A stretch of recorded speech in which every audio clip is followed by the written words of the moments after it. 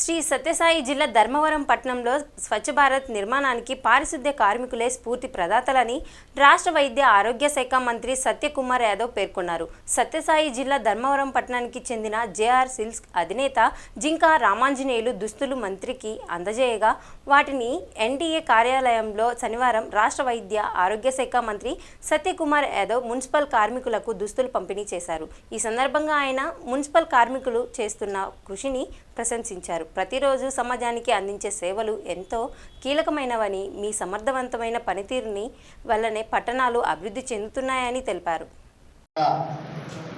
కార్మిక సోదర సోదరీమణులందరికీ కూడా నేను ముందుగా నమస్కారం తెలియజేస్తున్నాను. ఆలస్యానికి మన్నించాల్సిందిగా కోరుతున్నాను. అనంతపురంలో ఉన్న కార్యక్రమాలకు అదనంగా కొంతమంది చేరడం, వాళ్ళందరినీ కలిసి రావడంతో కాస్త ఆలస్యమైంది. ఆలస్యానికి మరొకసారి మన్నించాల్సిందిగా మీ అందరినీ కోరుతున్నాను. మిత్రులారా, ఇవాళ మీ అందరినీ కలిసే అవకాశం కలిగించినందుకు కార్యాలయ సిబ్బందికి నేను ప్రత్యేకంగా, ఇతర నాయకులకు, బీజేపీ నాయకులకు కూడా ధన్యవాదాలు తెలియజేస్తున్నాను. మీ అందరికీ తెలుసు, కొన్నాళ్ళ క్రితం నేను కూటమి అభ్యర్థిగా ధర్మవరం నియోజకవర్గంలో పోటీ చేస్తున్న సందర్భంలో మీరందరూ కూడా నన్ను ఆశీర్వదించి కొత్తవాడైనప్పటికీ కూడా నా మీద నమ్మకంతో, విశ్వాసంతో ఎన్నికల్లో గెలిపించి అమరావతి పంపారు. అమరావతిలో కూటమి నాయకులైన నరేంద్ర మోడీ గారు, చంద్రబాబు నాయుడు గారు, పవన్ కళ్యాణ్ గారు నాకు మంత్రిగా ఈ రాష్ట్రానికి సేవ చేసే అవకాశం కల్పించారు.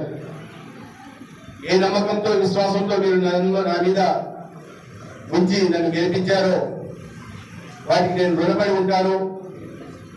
ఈ ధర్మవరం నియోజకవర్గాల్లో ఎన్నికల సందర్భంలో నేను చూసిన కష్టాలు, నష్టాలు, ఇబ్బందులు, కడగండ్లు, కన్నీళ్లు తుడిచే ప్రయత్నం, తీర్చే ప్రయత్నం కూడా ఈ రాబోయే 5 సంవత్సరాల్లో నేను ఖచ్చితంగా చేసి చూపిస్తానని ఈ సందర్భంగా మీరు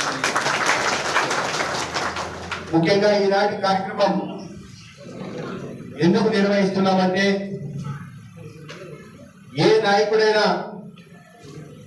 రాజకీయ పార్టీకి సంబంధించిన నాయకుడు తమ పుట్టినరోజులు జరిగినప్పుడు ఒకరోజు దండలు వేయించుకోవడం, కేకులు కట్ చేయడం, పాలాభిషేకం చేసుకోవడం, సంబరాలు చేసుకుని ఇంటికి వెళ్ళిపోవడం చేస్తూ ఉంటారు.